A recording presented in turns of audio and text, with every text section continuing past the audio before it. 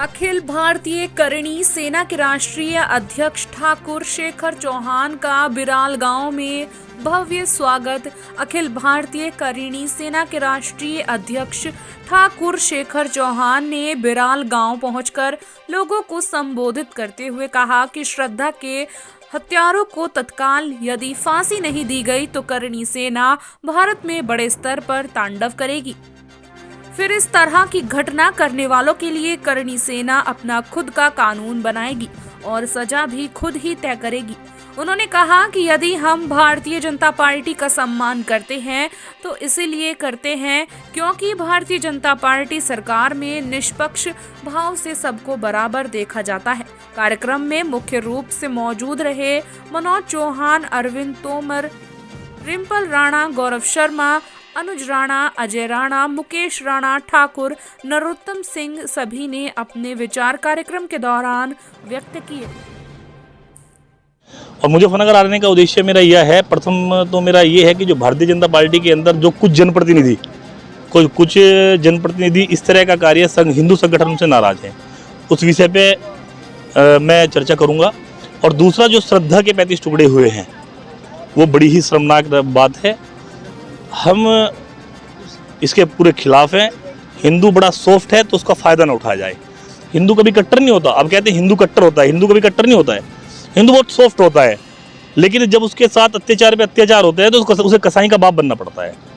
और हम एक तरफा मुस्लिमों को, अगर मुस्लिम हमारे समाज के अंदर, भारत के अंदर रहते हैं तो इसमें मुस्लिमों की प्राथमिकता होनी चाहिए और मुस्लिमों को उस व्यक्ति का, उनका लव जिहादियों का उनको विरोध करना चाहिए जो अपने नाम बदलकर जो लव जिहाद करते हैं। हिंदू बहन बेटी को उनके साथ शादी करते हैं, उसके बाद उनका खुलासा होता है, पता लगता है ये मुस्लिम है। मुस्लिम APJ अब्दुल कलाम जी का हम सम्मान करते हैं। मुस्लिम हर प्रकार का मुस्लिम है। हम ऐसा नहीं कि एक बिरादरी के हम किसी विपक्ष विरोधी है। अखिल भारतीय करणी सेना कोई गुंडे बदमाश नहीं है। अखिल भारतीय करणी सेना तो एक देसी घी है, लेकिन वो विरोधियों को हजम नहीं होता है। तो इस विषय में मैं अपने परिवार के अंदर, अपने सब जो है जनपद मुजफ्फरनगर के क्षेत्र के अंदर, पूरे प्रदेश के अंदर मैं जाऊंगा, इस पर चर्चा करूंगा और विशेष ये बता दूंगा कि अगर श्रद्धा के हत्यारों को फांसी ना दी गई तो करणी सेना खुद का कानून बनाएगी, करणी सेना खुद की सजा देगी और देखने को पूरे भारत को मिलेगा। देखो, माननीय मुख्यमंत्री जी को हमने ज्ञापन दिया है। माननीय मुख्यमंत्री जी को हमने कहा है कि नाम बदलकर हिंदू की बहन बेटियों को फंसाने वाले लोगों का, उनका परिणाम, मुख्यमंत्री ने बड़े स्पष्ट शब्दों में कहा है कि उनका परिणाम गोली होगा। हम सरकार से मांग करते हैं कि इस पर कानून बनाया जाए, लव जिहाद पर कानून बनाया जाए। और जो मुस्लिम नाम बदलकर बहन बेटियों को फंसाते हैं, ये 19-20वीं ये घटना है। इस तरह की घटना हो रही है। अगर सरकार के बस की कुछ है तो सरकार इस पर कानून बनाए, इनका शिकंजा कसे। अगर सरकार कुछ नहीं करती तो करणी सेना भारत के अंदर बड़े स्तर पर तांडव करेगी। मेरा नाम DK ठाकुर है और जो अखिल भारतीय करणी सेना है, मैं इस संगठन के साथ हर तरीके से पूर्ण रूप से खड़ा हूँ। मैं एक समाज सेवी हूँ और अपने हिंदू धर्म के लिए, हमेशा सनातन धर्म के लिए काम करता हूँ। आज बुढ़ाना क्षेत्र में पहुँचे हैं जी। क्या कारण है सभा का?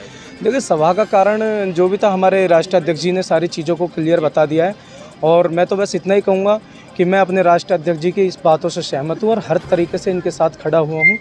और यहाँ पे आने के लिए जो अहम कदम था वो यही था कि जो ये लव जिहाद वाला मामला है, इस पे सरकार ज़्यादा से ज़्यादा संख्या में रोक लगाए और इनके खिलाफ एक्शन कार्रवाई करे।